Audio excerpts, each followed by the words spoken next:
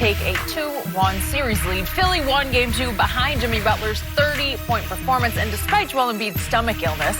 While on the Raptors side, Kawhi Leonard has dominated the series, scoring 80 points in the first 2 games. Jeez, 80 points. We're joined once again by Eddie House. Eddie, simple question, who wins tonight? Well, before I answer this question, I have to wish my son, Jalen, a happy 18th birthday. Good. The boy's 18. It's crazy. Yeah, It's great. Happy 18th birthday. Ball out this weekend. I love you. Happy Bound birthday. for Thank you. Arizona State. Bound for like Arizona his State. Pop. Yep, Bobby Hurley. Congrats to him. Well, I like the Raptors. I've liked the Raptors all year. I've liked their roster. I think from 1 through 5, they can defend. They're one of the better defensive teams, have led by Kawhi Leonard, but they're feisty at the point guard position with Kyle Lowry, Van Fleet. Danny Green is a very good defender, and Marc Gasol, awesome defender down low.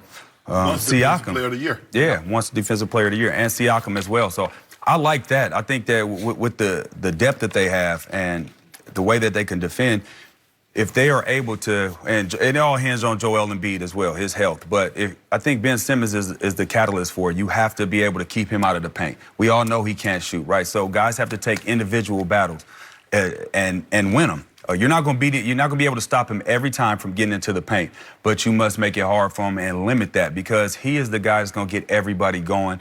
If he gets into the paint, get some easy ones going, then that's not good for your team. You want him to finish. You don't want him getting into the paint and creating for everybody else. Right. You want twos and fews for everybody else and make it hard for him. I think that offensively, Philly has guys that can win one-on-one battles, but they're ball stoppers. So everybody defensively for the Raptors will be looking at the ball as it stops, which, again, I think is a plus for the Raptors. So just for their defensive prowess, I like the Raptors. I used to like the Sixers. I mean, Skip and I, we going back and forth. We both like the Sixers, but I think the Raptors. And I'm going to need more, because the depth is what made them so good. Because, as you mentioned, they can go 1 through 8. Van Fleet hadn't played well. Danny Green hadn't played well. Serge Ibaka, I don't know what happened to him. I mean, we take any points that he gives us, we take that as a bonus, but he hasn't been good at the defensive end. But I just believe that with Joel Embiid's help, Skip, I never know if he's going to play 20 minutes or is he going to play 30 minutes. I just can't. And with Gasol's ability to pull him away from the basket, also the ability to bang with him, because you got to bang with him, and how much and how healthy is that knee going to be? And I agree with you. I love what Philly did, Skip. Philly basically took Jimmy Butler off of Kawhi, put Ben Simmons, because he was gassed from trying to guard Kawhi, and it affected his offensive end. You see, he got away from that defensive assignment. He picked up his offensive end. But Ben Simmons, I'm doing everything. I'm building a fort like they do for Giannis. You're not getting in the paint, bro. I'm going to give you all the 6 to 18 footers you want to take. Gobble them up. But you're not getting in the paint. I'm going to take the Raptors, because the old Claw averaging 40. Jenny said he averaging 40. San Antonio could have used that, Skip, last series. Averaging 40? He averaging 40 points a game. 80 points. Oh, in these games? Yeah, averaging 40. Averaging 40. 40. So, let me explain to our audience what just happened again. This man jumped off another bandwagon, the Philadelphia 76ers bandwagon, only because he wants to see Toronto's #2 stick it to me and my Spurs by getting the Raptors to the NBA Finals. Am I right about that? That may be a possibility. That could be a possibility, because that's what's happening right now. I'm used to that. And here's what we saw in Game 2 at Toronto, #2's house. Yep. We saw the mentally tougher team scratch and claw out a game. And it was a sight to behold, because Jimmy Butler, they acquired him to close. And did he ever close? Yep. Because he is the mentally toughest player to me on the entire floor. I also think Joel Embiid and Ben Simmons can come up very tough. I think they're tough kids. I like their basketball backbones. I like what they're made of. We saw Ben Simmons rise and shine in that Game 3 at Brooklyn when he had, 31 or with no Embiid. 9 of 11 shots and made his, I think, 9 of 11 free throws. He did. No Embiid that night. So, to your point, this game comes down to how painful will Joel Embiid's arthritic knee be tonight? I don't know, because he has decent days and he has a whole lot of bad days. And when he has a bad day, he's just playing on one leg. Yep. And he's up against this this mountain of a man, this Marc Gasol. And again, he was Defensive Player of the Year in 2013, so it's been a while ago. LeBron should have won it that year. Hey, well, you could make a case, but the point here is that Marc Gasol has played in a ton of playoff games, and he knows how to play, and he's smart, and he's skilled, and he is tough.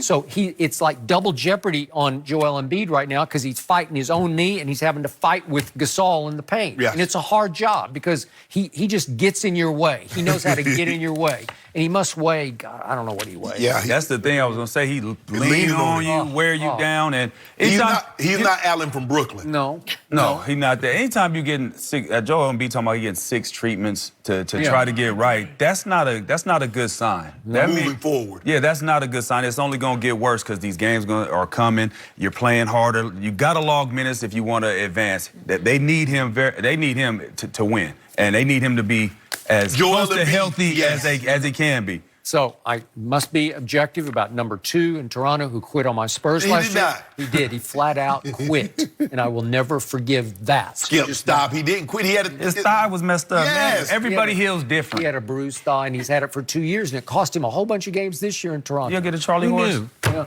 Charlie horse, yeah. Tendinosis. He had tendinosis. Yeah. That's the medical term, Skip. He just quit. That's my medical term. He just quit. So here's what impresses me greatly about his first games in this series. He's made, I'm sorry, this is just for the whole playoffs. Yeah. He's made 20 of 43 three-point shots. He didn't do that in San Antonio. 20 of 40, so he's making 47% from the three-point line. And he's had trouble in the past because his hands are so huge that sometimes it's hard to. Right. LeBron has this problem at the free throw line, but it's hard to sort of get the ball set where your fingers don't curl over the ball too much and take it offline. So he is shooting at a high rate. He's even making his free throws, which he didn't use. He's 89% of free throws in the playoffs. But now, at some point in these, what I love about the NBA playoffs is it exposes your basketball character. Whoever you are, we just talked about James Harden. Who are you at heart? Because it exposes your heart to the world, does it not? Over time, as you get deeper and deeper into playoff series, you get to watch right before your very eyes on your TV screen. What is that guy really made of? Yeah. And so, okay, well, we'll see about that. Yeah.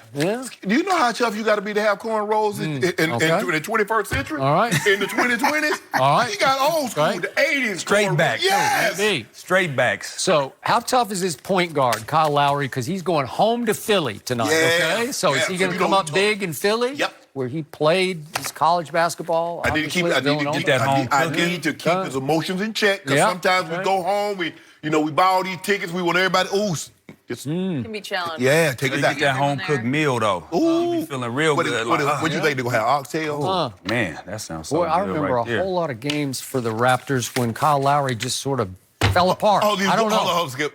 Huh? But against who? Who did he fall apart? Who did he fall apart against? That guy. Oh yeah, what's his name? The Cakewalk King. That's who he was. But that is King of the East. That is a good point about Kyle Lowry because he's been hit and miss, and he has to play well for them to advance. He can't pull a disappearing act. No. I mean, and if he's not scoring, he has to be on the defensive end, causing havoc. Well, what about your guy Danny Danny Green? What he gonna do? Besides go 1 from 8 from 3 and miss a wide open. Well, he missed 3 wide open shots. He missed 3 shots. I'm telling you, he's kicking himself if he had those 3 back because they were great looks. The ball was passed right where it's supposed to be. He didn't have to reach for it and do anything else. Catch and go up, catch and shoot, and he missed 3 of them. He makes one of those 3, then we having a different conversation. The Raptors up 2-0 going to Philly, but that ain't the case. He has to find his shot because he hasn't been looking. When he's shooting, it doesn't look comfortable. It's almost like you know how it gets in your head like, I got to take this wide open. My thing been off lately. That's what it's looking like. I still love Danny Green. I'm going to say nothing bad about Danny Green. Oh, but you're going to talk about his partner, his best friend. It's his best friend. I have a conflict of interest. Because Danny Green is really a good guy. Yeah, and so is Kawhi. But he got to find his quit shot. on anybody. Kawhi's a good guy. Well, you know how three-point shooters go. It comes and it goes. Well, not at this time. It better be I there. know it better be. It can't come and go in the playoffs. But look at old Kawhi.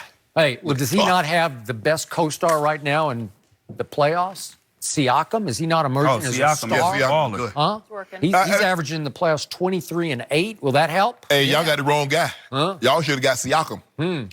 Y'all took Portal. Oh, we're going to get DeRozan and Siakam? Yep. Oh, well, that would have worked. That would have worked. I think Toronto probably said no. No, I bet you Toronto would have gave. To get Kawhi, I bet you they gave up Siakam. I don't. I don't know about that. I'd have gave him up. I said, well, okay then, no deal. You want Kawhi, 2-time Defensive Player of the Year, 27 years of age, you want him. We just have to get rid of him. Siakam will hold the deal up.